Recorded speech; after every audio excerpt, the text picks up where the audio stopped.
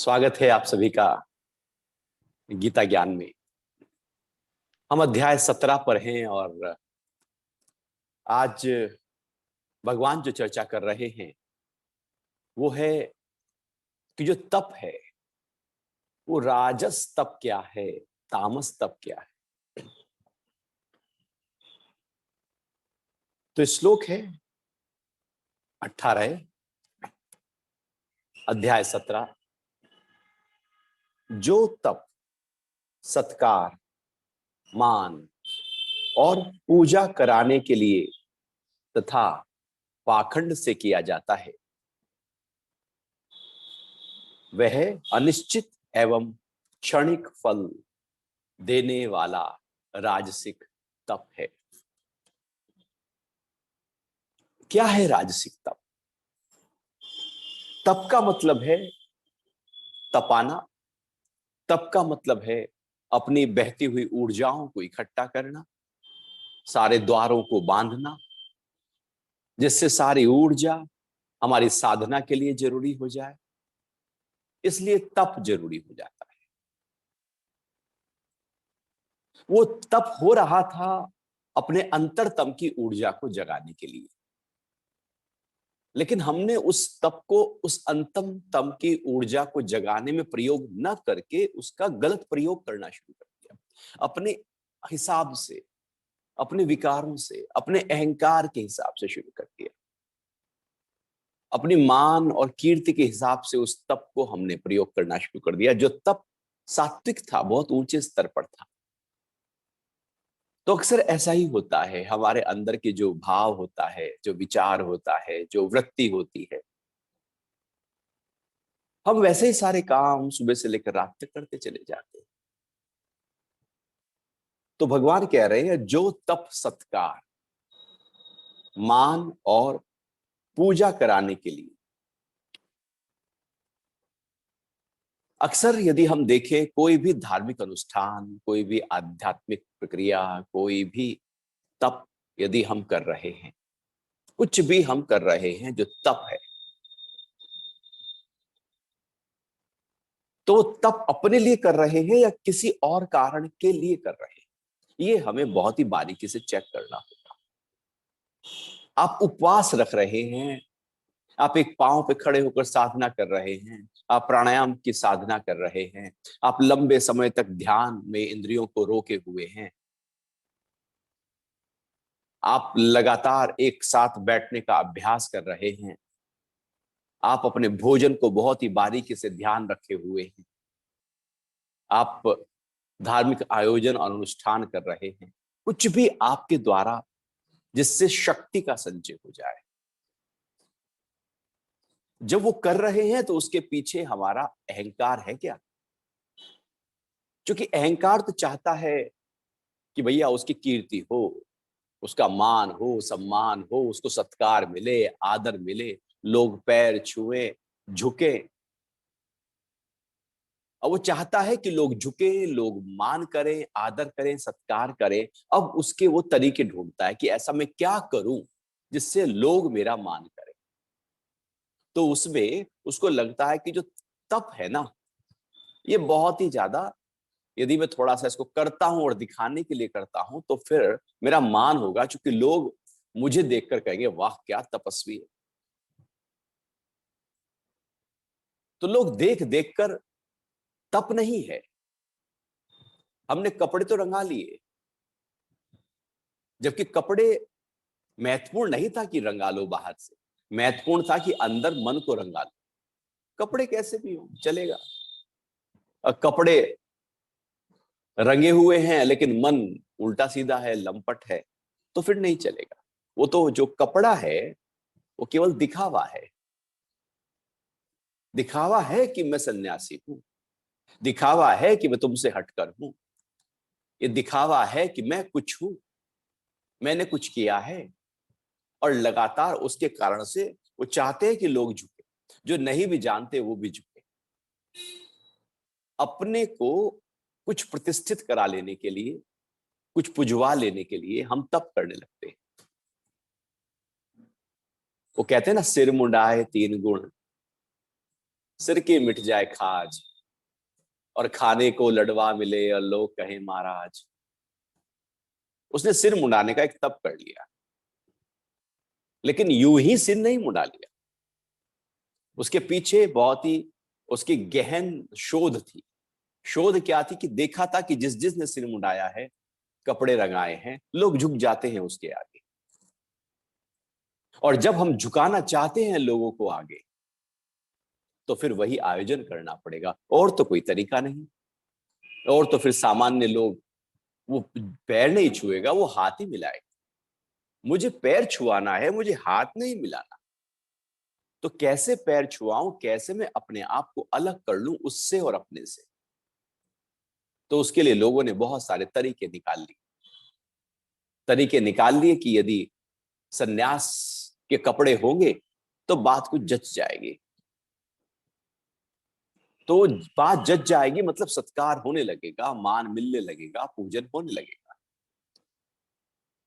अब ये जो हम कर रहे हैं, चाहे किसी भी तरीके का कोई तप कर रहे हो, वो अपने लिए कर रहे हैं या किसी के लिए कर रहे हैं। जब किसी के लिए कर रहे हैं, उसको दिखाने के लिए कर रहे हैं, तो इसका मतलब है कि उसके बदले हम उससे कुछ चाहते हैं। हम चाहते हैं उसका मान, उसका सम्मान, उसका समर्पण अपने प्रति। क्योंकि हमने कुछ ऐसा आयोजन कर लिया जिससे वो लगे कि ये कुछ है, हमसे हटकर है।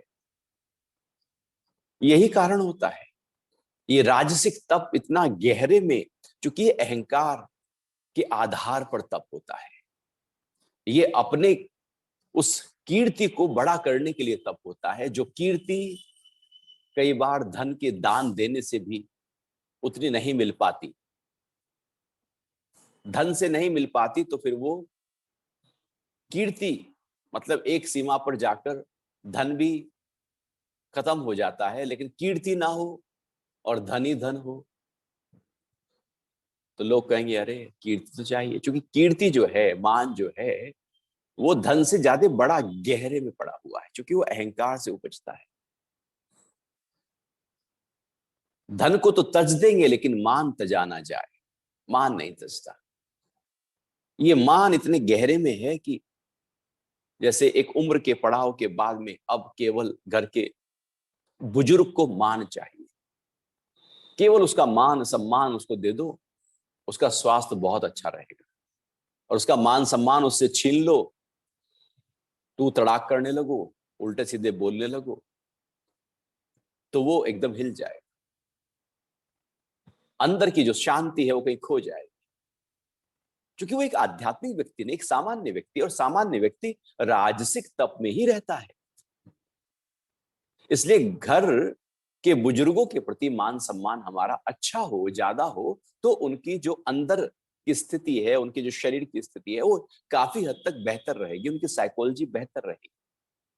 क्योंकि वो जीवन भर उसी मान सम्मान के लिए जिए। अब बाहर के लोग तो आकर मान सम्मान करेंगे नहीं, क्योंकि बुजुर्ग तो घर में बैठ गए। जैसे जैसे उम्र बढ़ती है, व्यक्ति अपने दायरे को समेटता चला जाता है, या यूं कहें कि दायरा सिमटता चला जाता है। और केवल फिर एक घर तक रह जाता है। कई बार तो उम्र और बढ़ती है तो वो एक कमरे तक रह जाता है, एक बेड तक रह जाता है। तो जीवन लगातार मान और सम्मान में जिया गया था, और अब आकर उसका मान सम्मान ना हो तो वो बहुत दर्द होता है, दुख होता है। ऐसे में उसकी जो औषधि है, उसके चेहरे पर प्रसन्नता की, उसका मान किया जाए। तो राजस, जिसने जीवन में राजस राजस और रजस रजस गुण को बढ़ाया है, गति की है, उसको मान सम्मान की हमेशा जरूरत होती है। और ऐसे व्यक्तियों का यदि आप मान सम्मान करो तो वो फूल के कुप्पा हो जाते हैं। कुछ काम करवा लेना हो ऐसे व्यक्तियों से, तो एक तो सामान्य नियम है, मनोविज्ञान कहता है कि किसी से कुछ काम कराना हो तो उसका मान करो, उसका सम्मान करो। बच्चा भी, बहुत छोटा बच्चा भी, जब मीठी मीठी भाषा में, तोतली भाषा में मम्मी मम्मी बड़े प्यार से लिपट जाता है आकर, तो उसके पीछे कुछ होता है। जब कुछ सत्कार किया जा रहा हो, मान किया जा रहा हो, तो समझो कि पीछे कोई बात आने वाली है। तो यहां पर जो रासिक तप है, उसके पीछे बात आने वाली है कि कीर्ति हो, बच्चे के पीछे बात आने वाली है कि अब चॉकलेट की मैं डिमांड करूंगा, अब मम्मी को मैंने पटा लिया है, अब उसको मैंने मान सम्मान कर दिया, अब चॉकलेट मिल जाएगी। अब मैं तू तड़ाक करूंगा, नाराज हुआ तो नहीं मिलेगी। वो जानता है साइकोलॉजी। तो ऐसी रासिक जो तप है उसमें एक सामान्य व्यक्ति जीवन भर जीता है, और वो उसके तप भी उसी ही आधार पर होने लगते हैं। तो हमारा तप हमें देखना होगा कि हम जो करते हैं, ऊर्जा का संचय, कोई दिखावा तो नहीं, वो अपने लिए है या किसी के लिए है। मुझे बदले में कीर्ति चाहिए, मान चाहिए, सत्कार चाहिए, माला पहनानी, लोग माला पहनाएं, लोग जाने, लोग पूजें, लोग देखें, मैं कुछ विशेष हो जाऊं। यदि ये है तो राजसिक तप है। वो सारा तप राजसिक होगा। और आगे भगवान कह रहे हैं कि अपने को पूजा कराने के लिए तथा पाखंड से किया जाता है। अब ये पाखंड भी खड़ा है। पाखंड का मतलब होता है भैया दिखावा, केवल बिल्कुल ऊपर कोरा, ऊपर ही ऊपर है बस। वो श्लोक याद किए हैं, मंत्र याद किए हैं, वो सब हो रहा है। लग रहा है कि जैसे व्यक्ति उपवास कर रहा है। वो उपवास हो रहा है या जबरदस्ती उपवास कर रहा है? यदि वो उपवास कर रहा है तो बताने की जरूरत क्या है? वो क्यों कह देने की जरूरत है कि मैं तो 7 दिन के 9 दिन के उपवास करता हूं? आखिर क्या जरूरत है किसी को? आहार में तो चोरी की बात कही गई है, आप खाओ ना खाओ, ढिढोरा क्यों पीटते? क्योंकि वो जो तप हो रहा है उपवास भी, वो भी कीर्ति पाने के लिए हो रहा है, नहीं तो जरूरत नहीं। तो लोग पूजा करने लगते हैं और वो पाखंड होने लगता है कि दिखावा, वास्तविकता कुछ और है और दिखाया कुछ और जा रहा है। हाथी के दो तरह के दांत, इस तरह के व्यक्ति के ऊपर पूरी तरह से जो पाखंड में जीवन को जीते हैं वो केंद्रित हो जाते हैं। वो कहने के कुछ और करने के कुछ और, मुंह में राम बगल में छुरी। तो भगवान कह रहे हैं पाखंड है जी। और वो जो पाखंड वाला कर्म है, वो जो सत्कार, मान, सम्मान, पूजा के लिए किया जाने वाला कर्म है, होता है। लोग कहते हैं मैं तो मंदिर जाता हूँ, मैं तो रोज मंदिर जाता हूँ, बारिश हो, आंधी हो, तूफान, रोज मंदिर जाता हूँ। लोग कहते हैं वाह क्या बात। लोग टीका लगा लेते हैं, धोती पहन लेते हैं, दुकान पे बैठ जाते हैं, और ग्राहक सोचता है कि वाह कितना तापसी है, कितना सात्विक व्यक्ति है। लोग उसका फायदा उठाने लगते हैं। धार्मिक सारे प्रयोजनों का फायदा लोग उठा रहे हैं और अपने कर्म में उठा रहे हैं, धन के लिए उठा रहे हैं। धार्मिक प्रयोजनों का फायदा कीर्ति के लिए उठा रहे हैं, फैलाव के लिए उठा रहे हैं। था वो पूरी तरह से व्यक्तिगत मामला, हमने उसको सामाजिक बनाकर उससे कुछ फायदा उठाना शुरू कर दिया। अब फायदा उठाना शुरू किया तो भगवान कह रहे हैं सेकंड कैटेगरी है, वो रासिक है, क्योंकि वो पाखंड से किया जा रहा है और उसका जो फल है अनिश्चित व क्षणिक होता है। हो भी सकता है, नहीं भी हो सकता, अनिश्चित है, क्षणिक है, थोड़ी देर का होगा, आएगा चला जाएगा, ठहरेगा नहीं। उसका फल चित्त की गहराइयों में लगातार ठहरेगा नहीं। फल मतलब जो हमारे चित्त को संस्कारों से उभार दे, ऐसा फल। तप का फल होता है कि चित्त की सफाई करे। तप मतलब चित्त की सफाई की क्रिया। तप मतलब ऊर्जा को इकट्ठा करके चित्त में पड़े हुए संस्कारों को भस्म करने की क्रिया। तो रासिक जो तप है उसका जो फल है वो आएगा, क्षणिक होगा। आपने उपवास किया, शरीर के स्तर पर तो उसका लाभ हो गया, लेकिन आप कहें कि आध्यात्मिक स्तर पर उपवास का लाभ हो जाए तो नहीं होगा, क्षणिक है। क्यों नहीं होगा? क्योंकि आप उपवास कर रहे हैं। उपवास असलियत में किया नहीं जाता, वो तो होता है। तो जो किया जा रहा है वो कर्तापने से किया जा रहा है और उसके पीछे कहीं ना कहीं कीर्ति छिपी होती है। क्योंकि कर्तापना वहां खड़ा है। अहंकार को मान चाहिए, सम्मान चाहिए, पूजन चाहिए। तो अनिश्चित है, वो आएगा और चला भी जाएगा, क्योंकि वृत्ति टेम्पररी बनी है, अभी है, अभी की है। वो धार्मिक आयोजन हम कर लेते हैं, क्षणिक होते हैं, उनका फल क्षणिक होता है, लोग थोड़ी देर के लिए याद करते हैं, क्योंकि वो रासिक था। लेकिन जो सात्विक तप कर रहा है, उसका फल लंबे समय तक बना रहता है। वो ऊर्जा लंबे समय तक इकट्ठा होकर ऊर्ध्व गति की तरफ बहती रहती है। तो क्षणिक फल होगा, लेकिन कीर्ति देकर जाएगा, क्योंकि कीर्ति फल, हमने कर्म किया, कीर्ति आई, कर्म ने फल दिया, कर्म खत्म। अब कीर्ति ही उसका फल था। आपने कोई आयोजन किया, आपने कोई तप किया, लोगों ने कहा वाह वाह क्या बात है, बहुत अच्छा, और वही फूल के कुप्पा हो गया, वाह क्या बात है, उसका फल आ गया। बस इतना ही था उसका फल, कि लोग किसी अच्छी निगाह से उसको देख लें थोड़ी देर, और उसके अंदर में आमूल चूल परिवर्तन आ जाए, पूरी तरह से रद्दोबदल हो जाए, वो नहीं होगा। सात्विक तप में कीर्ति वीर्ति पर ध्यान ही नहीं होता, लोगों को पता ही नहीं है कि तप भी हो रहा है, कुछ हो भी रहा है। तो फल वो अंदर गहरे में अपना काम करता है, यहां पर फल आता है, कीर्ति मिलती है, फल खत्म। तो जब आप तप कर ही रहे हो, तो क्यों ना ऊंचे वाला कर लो, ये निचले तप में हम क्यों अटक जाए।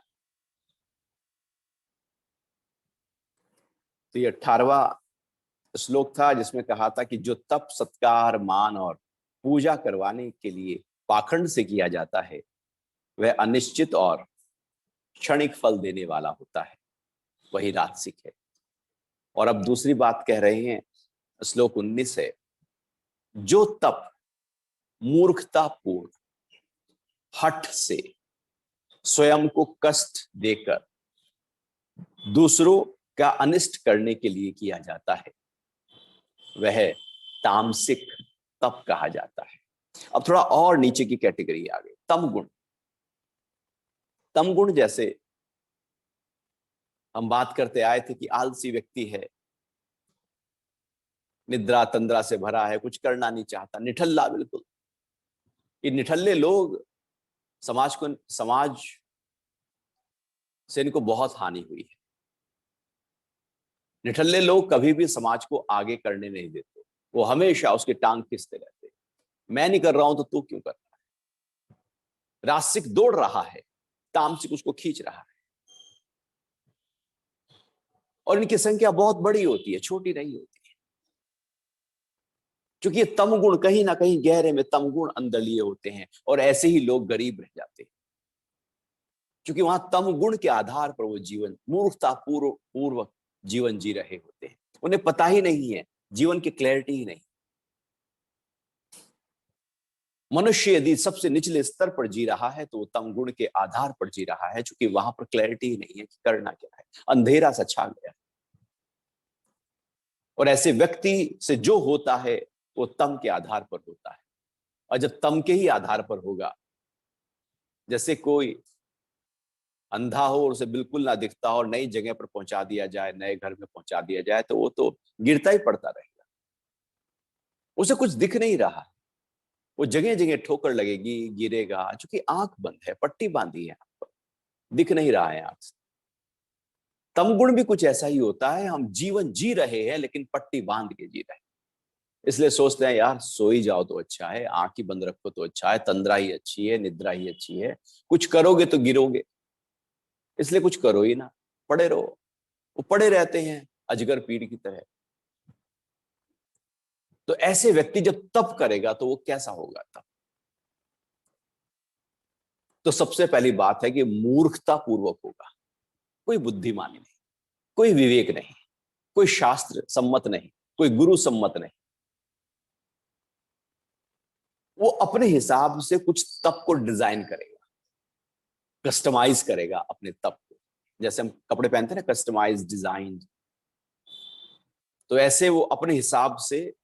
अब वो अपना हिसाब उसका क्या है, तप वाला हिसाब है, वो पहले से तम है, तामसिक वृत्ति है, ऊर्जा पूरी तरह से अधोगति में बह रही है। अब तम के आधार पर उसने तप को डिजाइन कर लिया। वो जो तप है वो मूर्खता पूर्वक होगा, उसका कुछ लेना देना खास होता नहीं है, लेकिन उसे तप करना है, क्योंकि सब कर रहे हैं तो उसे भी करना है। अब उसे करना है क्योंकि मान तो सबको चाहिए, सम्मान तो सबको चाहिए, कीर्ति तो सबको चाहिए। वो तामसिक जो पढ़ा है उसको भी कीर्ति चाहिए, उसे क्यों ना चाहिए। वो चाहता है कि बिना कुछ करे मिल जाए, रास्तिक चाहता है कुछ करके मिल जाए, और सात्विक करने और न करने से ऊपर उठ जाता है। वो कीर्ति की बात ही नहीं कर रहा है, वो चाहना की बात ही नहीं कर रहा है। रास्तिक कहता है कुछ करूंगा तो मिल जाएगा, तामसिक कहता है अरे बेटा जब बिना करे मिल जाए तो फिर क्यों करे। तो वो सारे के सारे आयोजन जीवन में, सारे काम शॉर्टकट से ढूंढता है। और जीवन में, हमारे सोसाइटी में जो भी कालाबाजारी है, जो भी कुछ अनिष्ट हुआ है, वो तमोगुणी सृष्टि ने किया है। ऐसे ही लोगों ने किया जो जल्दी रईस हो जाना चाहते हैं, जल्दी पद पे पहुंच जाना चाहते हैं, जल्दी कीर्ति पा लेना चाहते हैं। तो बीच में से उन लोगों को हटाना चाहते हैं जो सही रास्तिक या सही तरीके से आ रहे थे, वो उन्हें हटा देंगे और कहेंगे मैं पहले प्रतिष्ठित हो जाऊं।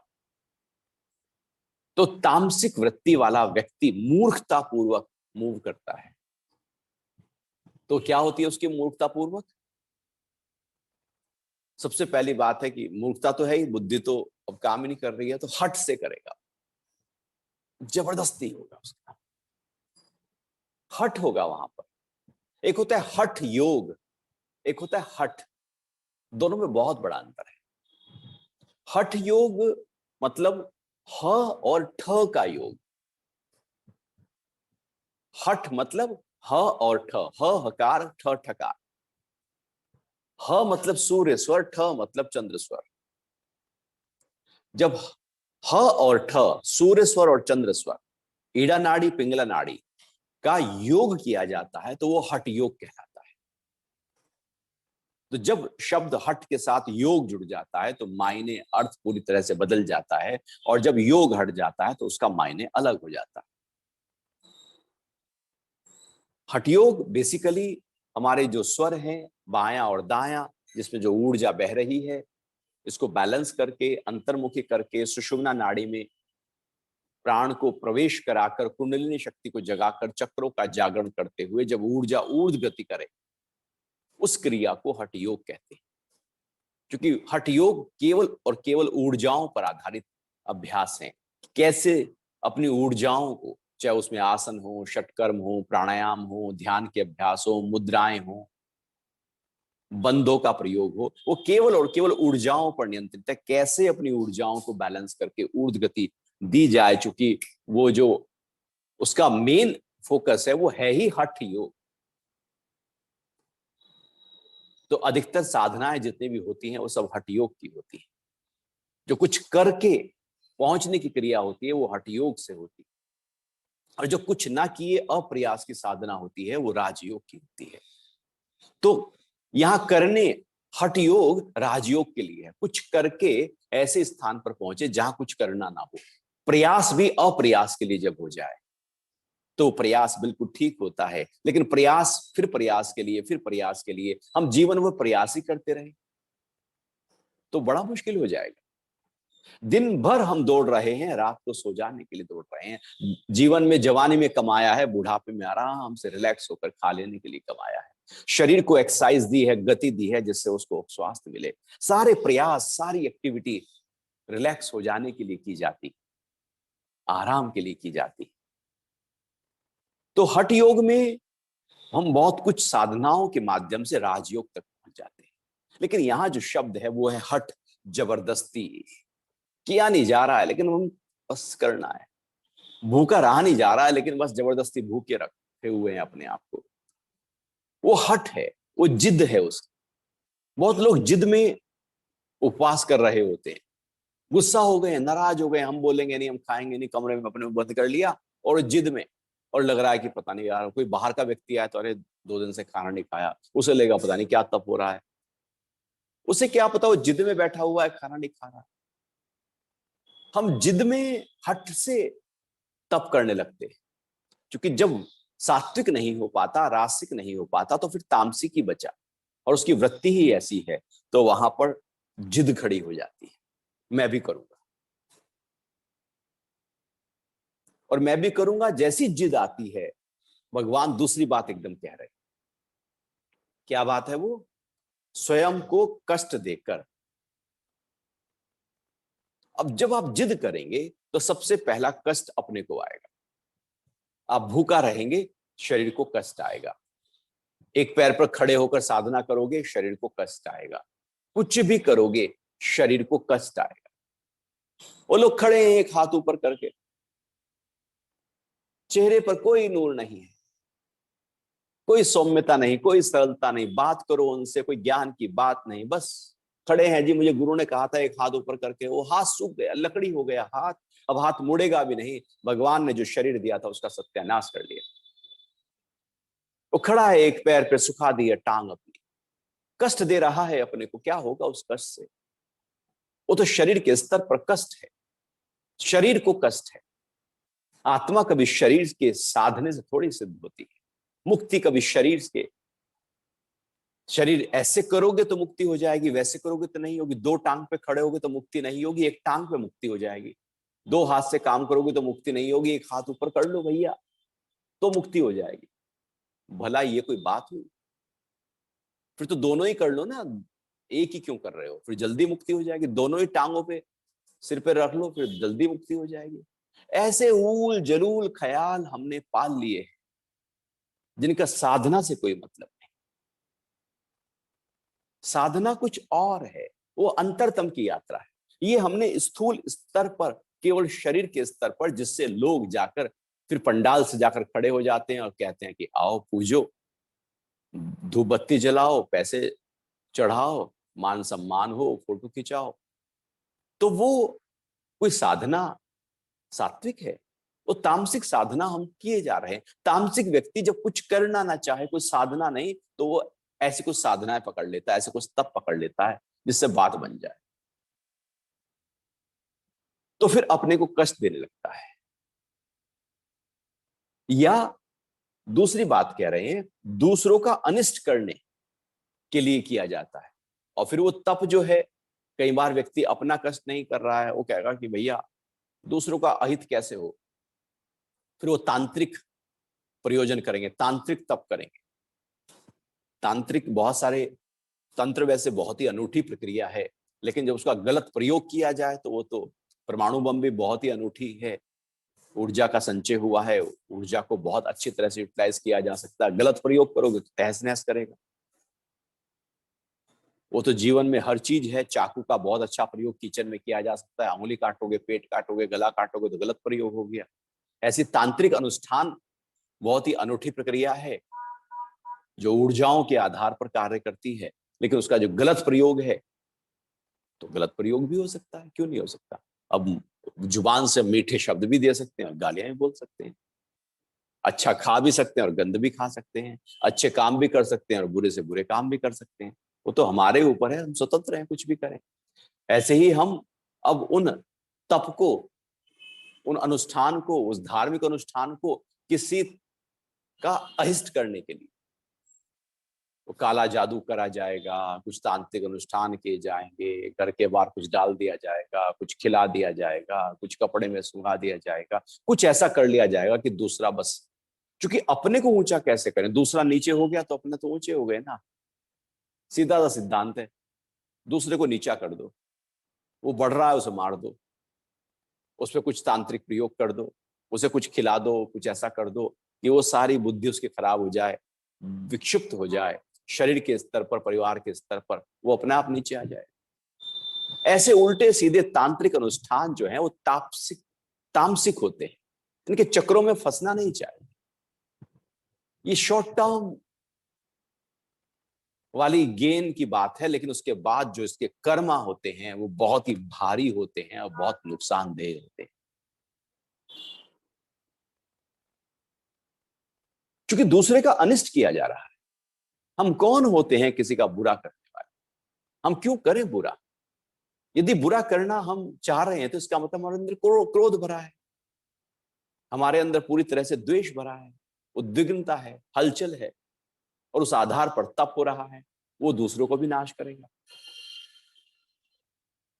तो या तो हम अपने को कष्ट पहुंचाते हैं, या हम किसी दूसरे का अनिष्ट करने के लिए अब हम तप कर रहे हैं। तो सारे तांत्रिक अनुष्ठान ये आज से नहीं, न जाने कब से लोग करते चले आ रहे हैं। तो उसी को भगवान ने यहां पर कह दिया, कोई ऐसा तप, कोई ऐसी साधना, कोई ऐसी प्रैक्टिस, कोई ऐसा साधन जो दूसरों का अहित पहुंचाए, वो तामसिक है। क्योंकि लोग करते हैं, तब भी कर रहे थे 5,500 साल पहले, आज भी कर रहे हैं। क्योंकि तामसिक वृत्ति तो तब भी थे और आज भी है, रासिक तब भी थे और आज भी हैं, सात्विक भी आज हैं और तब भी थे। हर काल में तीनों तरह के लोग रहे, ऐसा कोई काल नहीं जब केवल तामसिक रहे, या ऐसा कोई काल नहीं जब केवल सात्विक रहे। हर काल में जब भगवान कृष्ण थे तब भी वो सामने जो खड़े थे दुर्योधन एंड दुशासन पार्टी, वो पूरी तरह से तामसिक और रजस से भरे हुए थे। भगवान राम का जन्म हुआ तो उस समय भी बहुत राक्षस थे। तमगुण सृष्टि तो हमेशा से रही है, क्योंकि ये तो प्रकृति का आधार है। सत्व रज तम तीन गुणों से, जैसे रस्सी की तीन डोरियां, उससे रस्सी बनती है, ऐसे ही सत्व रज तम। राम राज्य कहीं बाहर नहीं होता, वो मेरे अंदर होता है। क्योंकि बाहर कैसे होगा? बाहर में तो किसी की तामसिक वृत्ति है, किसी की राजसिक वृत्ति है। राम राज्य का मतलब है पूरी तरह से सात्विक वृत्ति की स्थिति हो जाना। ये अंदर की स्थिति है। जब हम अंदर भीतर अपने आप में सत्व भाव में टिक जाते हैं तो राम राज प्रकट हो जाता है। अब उस कॉन्शियसनेस, राम मतलब वो कॉन्शियसनेस, वो चेतना। रम्यते इति रामा, जो रमा है वो राम है। जो परमात्मा कण कण में रम गया है वो राम है। जब उसकी अनुभूति हम अपने अंतरतम में करते हैं, जब हम उसके राज्य में आ जाते हैं, ईश्वर की सृष्टि में आ जाते हैं, गॉड के किंगडम में चले जाते हैं, उसको राम राज कहते हैं। वहां मेरी नहीं चलती, राम की चलती है। जब मेरी कुछ चले, मेरी इच्छा, मेरी वासना, मेरी कामना, तो राम का राज कहां? वो तो मेरा राज हुआ ना। राम का राज मतलब मेरी कुछ नहीं चल रही है, जो चल रही है उसकी चल रही है, जो हो रहा है उससे हो रहा है। यहाँ कुछ भी हो रहा है, इतना समर्पण का भाव जब जग जाए कि उससे हो रहा है, तो समझो राम राज है, नहीं तो मेरा राज है। और हम सब अपने ही राज में लगे हुए हैं, मेरा राज हो जाए। तो दूसरों का अनिष्ट करने के लिए जब हम कोई भी एक्टिविटी कर रहे हैं, कोई तप कर रहे हैं, तो वो तामसिक है। जो तप मूर्खता पूर्वक, हठ से, स्वयं को कष्ट देकर और दूसरों का अनिष्ट करने के लिए किया जाता है, वह तामसिक कहा गया है। अब इस तरह से तीन सात्विक, सात्विक में तीन कैटेगरी, जिसमें शरीर, वाणी और मन,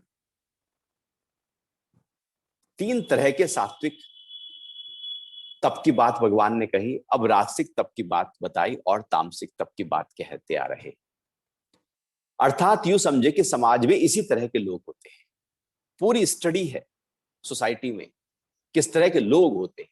वो जो करते हैं, वो जो कर रहे हैं, उससे पता लग जाएगा कि वो क्यों कर रहे हैं और वो किस वृत्ति के लोग हैं। हमारी कोशिश हो कि हम अपनी वृत्ति को बेहतर से बेहतर करते चले जाएं। यदि हम तामसिक वृत्ति में हैं तो कोशिश करो कि हम रासिक में आ जाएं, रासिक में हैं तो हम सात्विक में आ जाएं, और अपने आप को सतोगुण के आधार पर, चूंकि ये सतोगुण ही है जो हमें अध्यात्म तक ले जाएगा, सुकून, शांति, आराम, प्रसन्नता तक ले जाएगा। आनंद चाहिए सबको, लेकिन हमारे कर्म तामसिक होते हैं। तामसिक कर्म आनंद नहीं दे सकते, राजसिक कर्म आनंद नहीं दे सकते, क्योंकि वो तो तनाव देंगे या दुख देंगे। उनका काम ही कष्ट पहुंचाना है।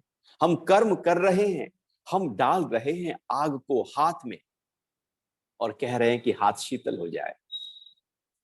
आग में हाथ डालकर हाथ शीतल नहीं हो सकता, वो आग जलाएगी। प्रकृति अपना नियमों से बंधी है, वो उसी नियम के तहत कार्य करेगी। हम कुछ और चाहते हैं, करते कुछ और हैं। ये विरोधाभास जो है वो कभी भी एक हमको कर नहीं पाता। तो इस तरह से यहां पर ये तामसिक तब भी पूरा हुआ। अब भगवान अगली बात कर रहे हैं, दान की बात कर रहे हैं। अभी जो दान है ना, ये भी तीन तरह का होता है। क्योंकि व्यक्ति या तो यज्ञ कर रहा है, या तप कर रहा है, या वो दान कर रहा है, या वो श्रद्धा में है। अब ये तीनों जो हैं, ये चारों जो हैं, वो जैसी उसकी वृत्ति है। अब जो तामसिक वृत्ति वाला व्यक्ति है, उसका जो तप है वो तामसिक होगा, उसका यज्ञ भी तामसिक होगा, उसकी श्रद्धा भी तामसिक होगी, और फिर यज्ञ के बाद जो वो दान करेगा तो वो भी तामसिक होगा। वो सब कुछ तामसिक है उसका। राजसिक वाले का सब कुछ राजसिक है, और सात्विक वाले का सब कुछ सात्विक है। जो केवल एक कर्म नहीं होता फिर कि ये सात्विक है, ये राजसिक है। यदि राजसिक चल रहा है अंदर गुण, तो सब कुछ राजसिक ही होने वाला है। जबकि हमारे अंदर ये गुण लगातार बदलते रहते हैं, बदलते रहते हैं। अभी राजसिक है, अभी तामसिक हो गया। अभी व्यक्ति किसी का अहित करने की सोच रहा था और दूसरे ही पल वो करुणा से भर गया। अभी वो कह रहा था कि मुझे अंतरतम की यात्रा करनी है, अभी वो एकदम पाखंड में आ गया। अभी वो सतोगुण बढ़ा है, अभी रजोगुण बढ़ा है। जब सतोगुण बढ़ा होता है तो हम अच्छे कार्य सोचते हैं, सबकी भलाई का भाव सोचते हैं। जब रजोगुण बढ़ा होता है तो एक्टिविटी सोचते हैं। तमोगुण में निद्रा, आलस्य ही सूझता है हमको, और सारे कर्म फिर वैसे ही होते हैं।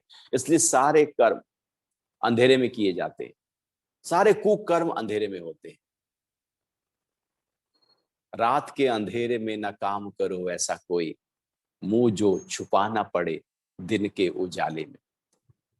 तामसिक वृत्ति से भरा हुआ व्यक्ति, चाहे वो चोरी चकारी, काला बाजारी, हिंसा, मर्डर, कुछ भी कर रहा है, वो सब छुपा छुपा के, ढाक ढाक के कर रहा है, किसी को पता ना लग जाए। क्योंकि तम गुण अंधेरा देता है, अंधकार देता है। वो कहता बस कोई और ना देखे, बस मुझे ही पता। तो भगवान कह रहे हैं अब दान की बात भी सुन तू अर्जुन। ये भी तीन तरह का होता है। ये सात्विक भी होता है, ये रास्तिक भी होता है, ये तामसिक भी होता है। जैसी व्यक्ति की वृत्ति होती है वैसे वो दान करने लगता है।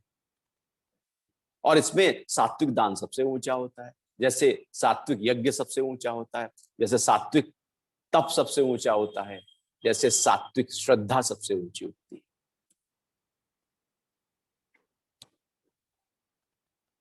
तो श्लोक है 20वां।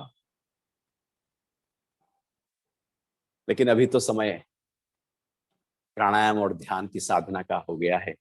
क्योंकि हर श्लोक में थोड़ी गहराई है, थोड़े गहरे स्तर पर उसको समझना होगा। क्योंकि जीवन में उसको जीना है, अपनाना है। तो एक बार जरा हाथों पैरों को खोल लीजिएगा, पैरों को सामने फैला दे, हाथों को पीछे रख ले, और पैरों के पंचों को आगे पीछे पूरा खींच लीजिएगा, पूरा अपनी तरफ, पूरा सामने, पूरा अपनी तरफ, पूरा सामने। अंगूठे अंगुलियां पूरे टखने आगे पीछे लगातार खींच के अब गोल गोल घुमा लें पैरों के पंजों को, पूरा लेफ्ट, पूरा राइट, बड़े से बड़ा एक चक्र बनाते हुए पैरों के पंजों को घुमा लें। सीधा भी घुमा लें और उल्टा भी घुमा लें, बदल कर भी घुमा लीजिएगा। बहुत अच्छा। और अब खड़े हो जाते हैं, बहुत देर हो गई है बैठे बैठे ना।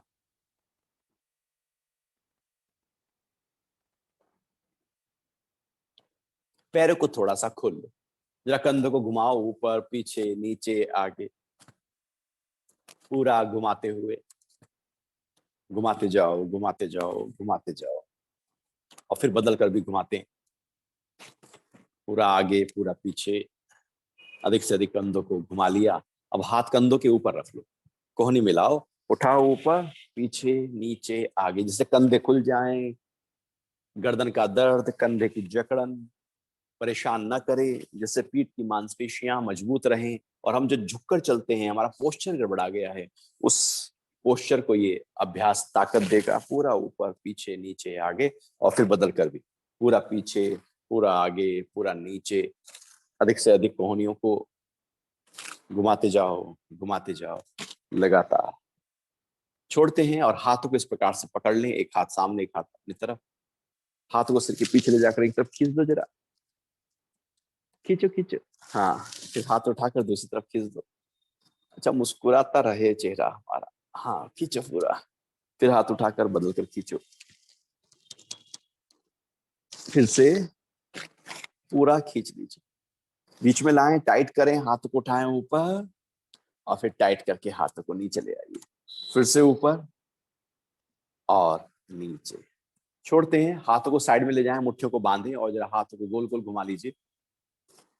हाथ टाइट हैं, बाहर की तरफ खींचे हुए, और गोल गोल घुमाकर हाथों को ताकत दिया। फिर ऐसे ही बदल कर भी पूरा घुमाएं, हाथों को ताकत दें और छोड़ दीजिएगा।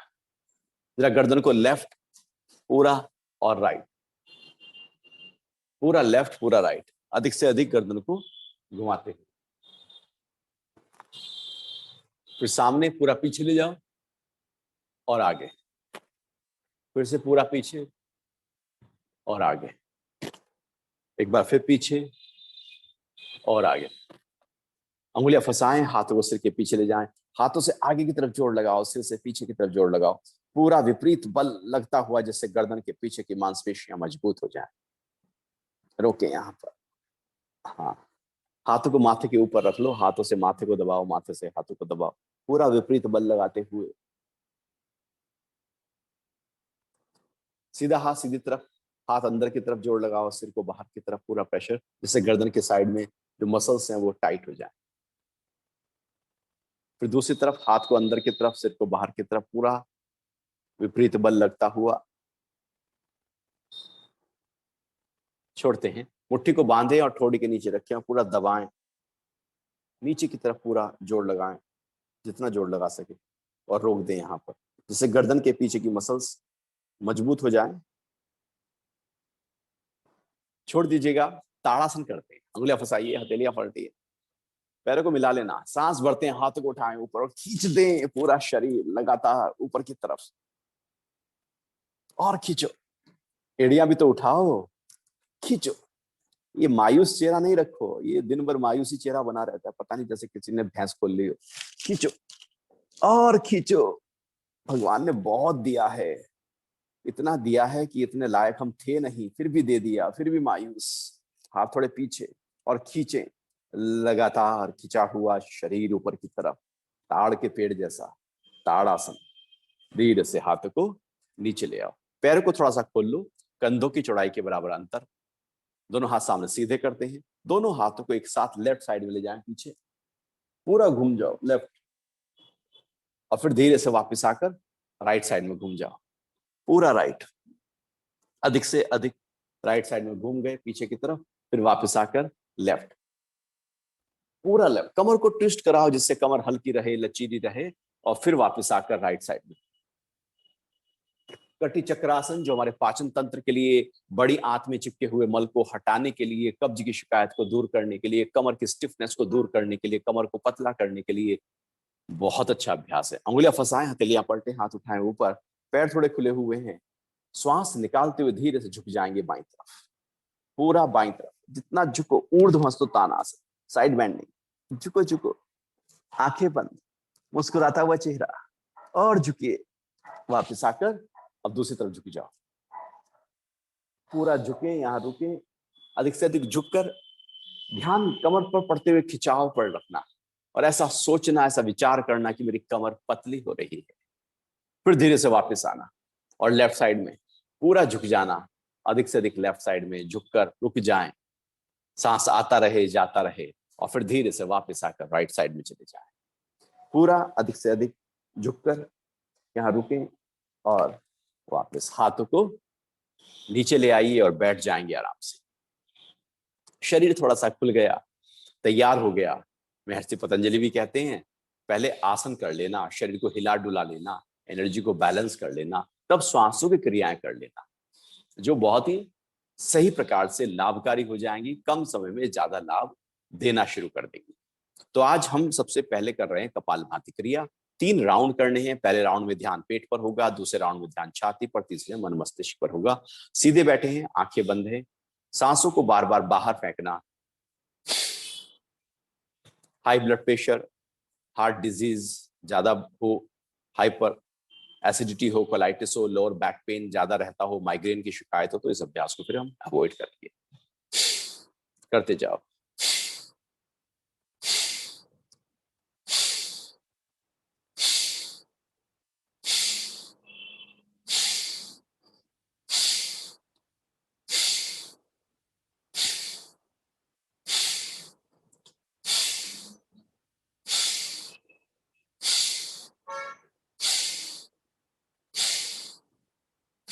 फेंकते जाइए सांसों को बार बार बाहर, पेट की तरफ ध्यान है। यही भाव है कि पेट हल्का और पतला हो रहा है, बार बार पेट अंदर की तरफ जा रहा है।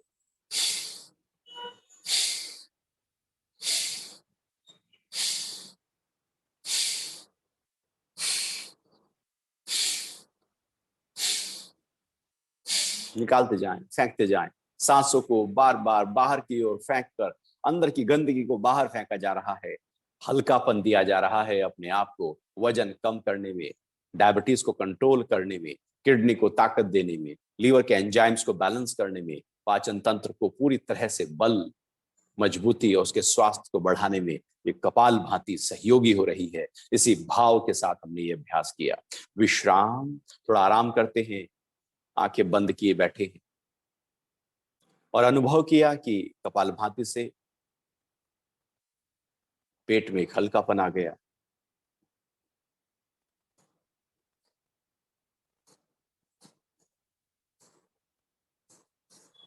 दूसरा राउंड ध्यान छाती पर, पर्दे पर होगा, थायराइड पैराथायराइड ग्लैंड पर होगा। सांसों को बार बार बाहर फेंकना है और पेट जाएगा अंदर की तरफ। तो शुरू करते हैं।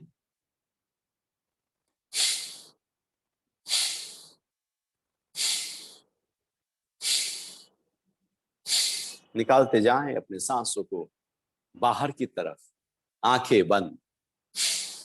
ये सांस निकालने की क्रिया फेफड़ों की ताकत से हो रही है।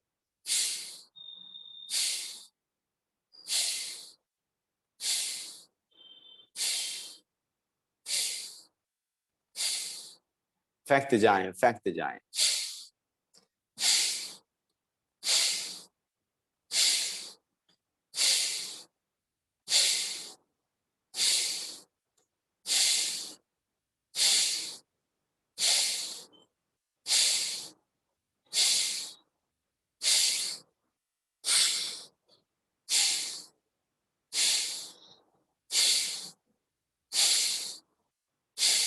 लगातार निकालते जाओ। फेफड़े पूरी तरह से इन्वॉल्व हो गए, उनकी शक्ति बढ़ गई, उनमें ऑक्सीजन की सप्लाई बढ़ गई। जैसे आप जब पूरे होल बॉडी चेकअप कराने जाते हो तो पल्मोनरी टेस्ट होता है, तो पल्मोनरी फंक्शन टेस्ट में वो फूक मार के बोल को उड़ाते हो, तो वही है कि फेफड़ों की ताकत से श्वास को बाहर फेंका जा रहा है, जिससे फेफड़े मजबूत हो जाए। विश्राम, आंखें बंद, शांत भाव।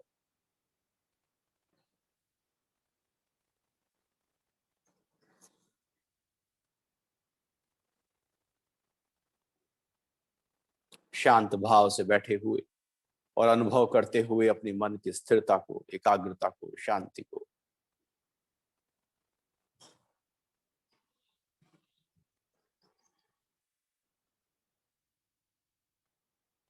तीसरा राउंड कपालभाति, ध्यान इंद्रियों पर और मन मस्तिष्क पर, गर्दन से ऊपर होगा।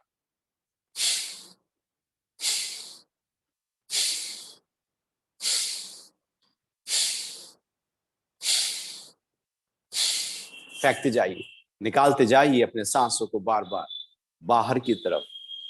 सांस बाहर निकल रहा है, पेट अंदर की तरफ जा रहा है, उसको जाने दो।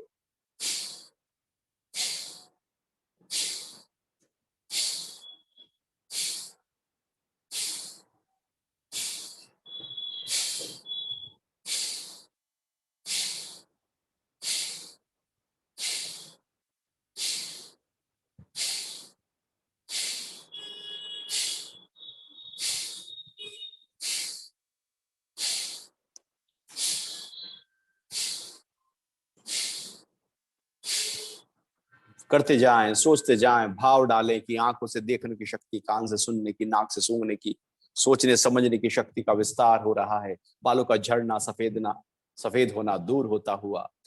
जब तक थकान न लगे हमने इस अभ्यास को किया है, जब थक जाएं तो रुक जाना, विश्राम। अनुभव करें कपाल भाती के बाद ठहरा हुआ मन।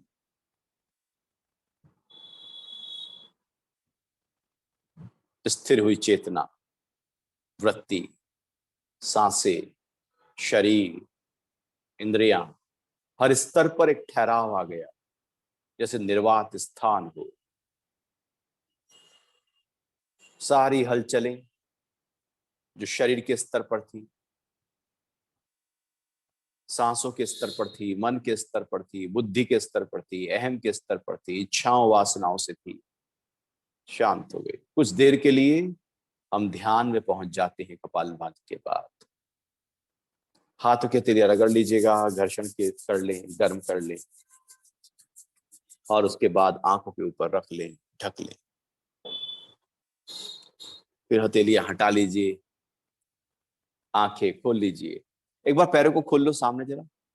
वो पैर मोड़े मोड़े भी दर्द करने लगता है ना, कई बार बैठने की उतनी आदत तो होती नहीं है। पहले तो आलती पालती मार के व्यक्ति सब काम करता था, खाना भी आलती पालती मारकर बैठ रहा है, स्टडी भी आलती पालती मारकर हो रही है।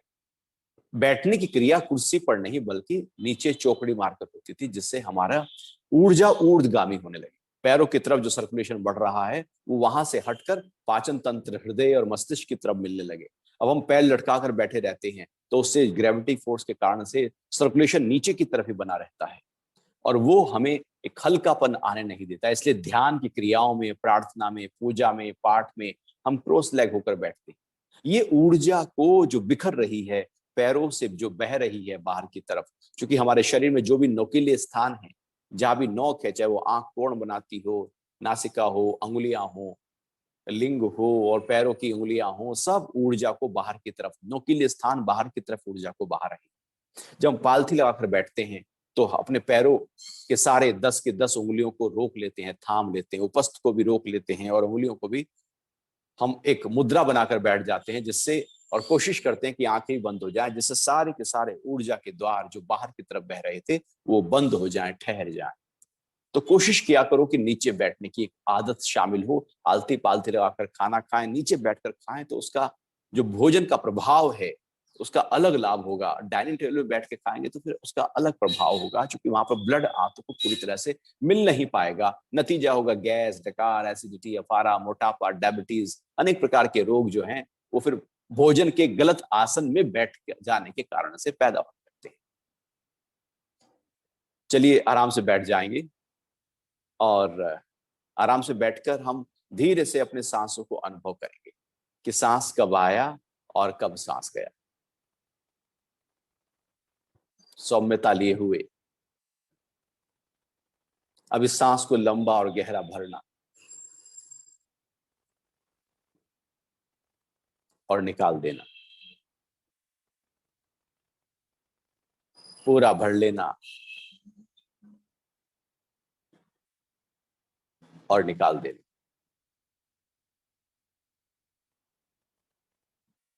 फिर से सांस भर लें,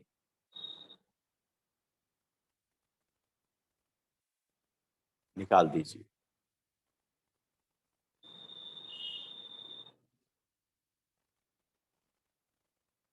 पूरा सांस भरा, पूरा सांस निकला।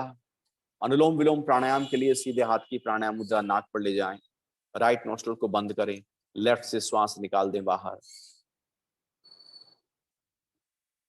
फिर लेफ्ट से श्वास भर लें अंदर, राइट से निकाल दें, राइट से भर लीजिए, लेफ्ट से निकाल दीजिए, फिर लेफ्ट से भर लें,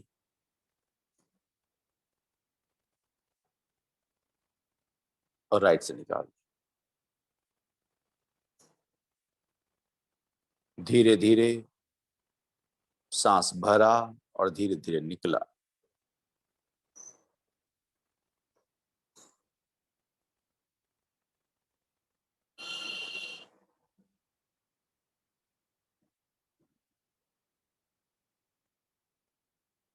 पूरा सांस भर रहे हैं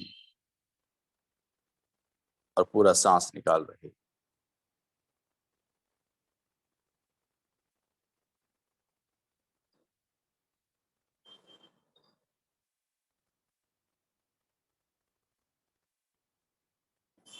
ध्यान को सांसों पर टिकाया है। सांसों की क्रिया लगातार हो रही है।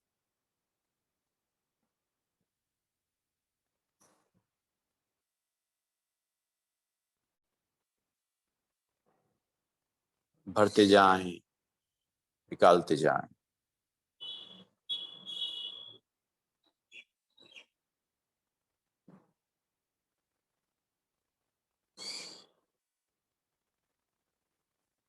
पूरा सांस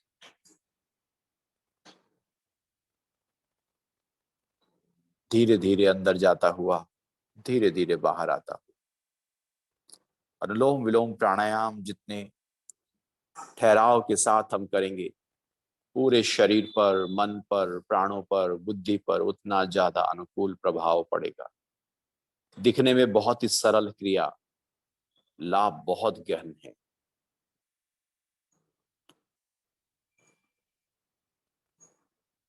संतुलन को बढ़ा देता है, चाहे वो शरीर का संतुलन हो, मन का संतुलन हो, सांसों का संतुलन हो, बुद्धि का संतुलन हो। जहां भी संतुलन चाहिए शरीर में, मन में, ये अभ्यास उसी संतुलन को, उसी बैलेंस को, सम्यकता को, युक्तता को बढ़ाने में मदद करता है।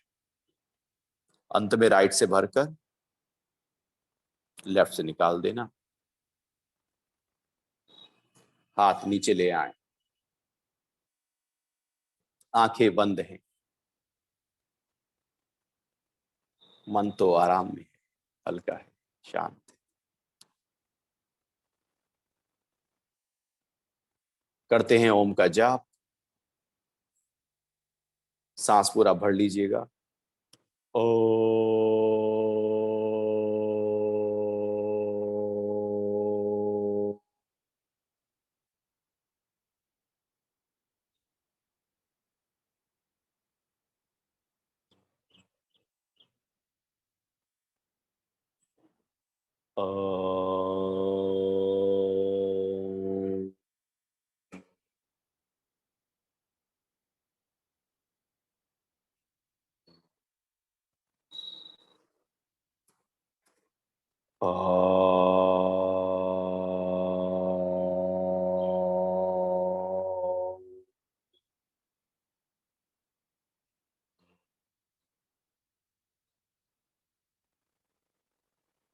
ओम शांति, शांति, शांति। हथेलियां रगड़ लें। गर्म हो जाएं तो आंखों के ऊपर रख लें, ढक लें। आहिस्ता से हथेलियां हटा लें। हरिओम। आज के लिए इतना ही।